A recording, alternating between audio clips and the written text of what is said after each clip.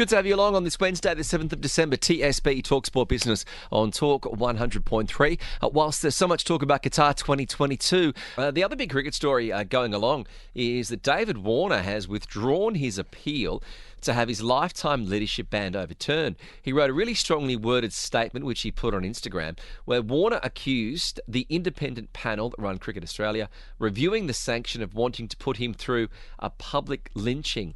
You know, take aside from the situation in regards to ball tampering and what people think of David Warner, I think questions really need to be asked of Cricket Australia in regards to their handling of the Justin Langer situation, the departing of Tim Payne as the captain, given that he was passed okay by an internal committee. Right. And then when the news became public, then he was sacked a couple of years later. True. And now this situation of David Warner, it really goes along the path of that old analogy of it's not what's happened, it's the way it's happened. I agree with you. You know, I mean, you need to ensure that your people are dealt with correctly, right or wrong, whatever the decision may be, the way you want to treat it, that's absolutely different. But how you put it out in public is extremely important. And you're talking about some legends of the game, you know, some people who have done and served the country in all possible ways. I personally feel that the handling of these situations hasn't been great. And the inconsistency, like if they both weren't allowed to captain, true, then that's okay. They right. committed a crime, so they both weren't allowed to. But I can understand his frustration, and I don't think it's a coincidence that it's come out when Steve Smith's going to captain Australia in the second test against the West Indies. It's completely unfair. That's the situation that's unfair. Completely unfair. I mean, then how do you separate the two? And I believe Steve Smith was the captain at that point in time when this happened. So his role should be of more prominence as compared to David Warner, who was the vice captain of the side then. Look, famously the situation was Steve Smith looked at him in the corner and goes, "What are you doing?" "Oh, I don't want to know." And then walked down onto the field when a real lady, "Hey, guys, no, not on my watch." Exactly. I mean, see, as I say that if you ignore something bad that's happening, you are a party to it.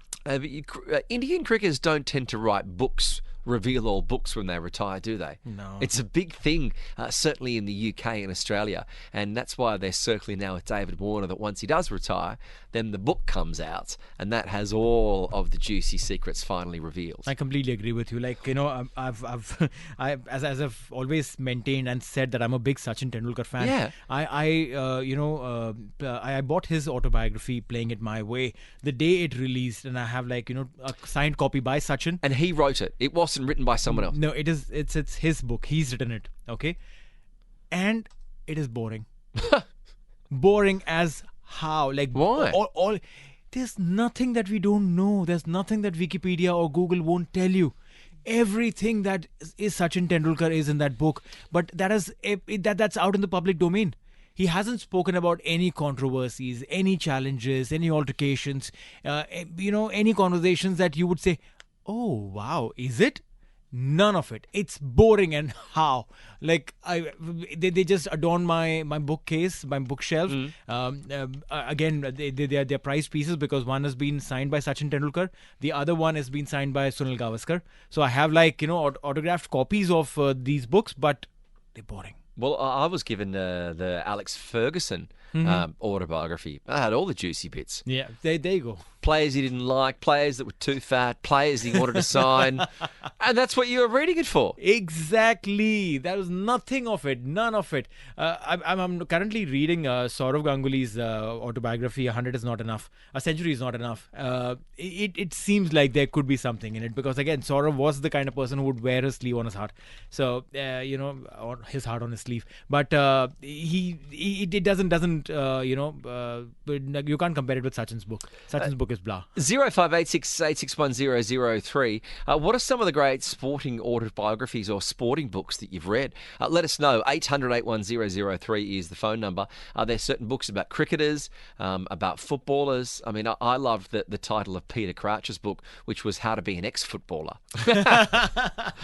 No one really wrote about that. They just wanted to write the juicy details about which players they didn't get along with and which players were, cheating on their wives or whatever. That's what everyone's trying to write about. That's what will sell the book, right? Yeah. I mean, there was a famous Australian cricket tour of the West Indies back when he used to do 4-month tours. Right, yeah. And they went there maybe 1990, 1991. And one of the journalists wrote about everything. Okay. of what went on with the players late at night. Mm-hmm. And I think the players had told this journalist in confidence, and he wrote every juicy detail in the book. Wow. Everything. What is he alive?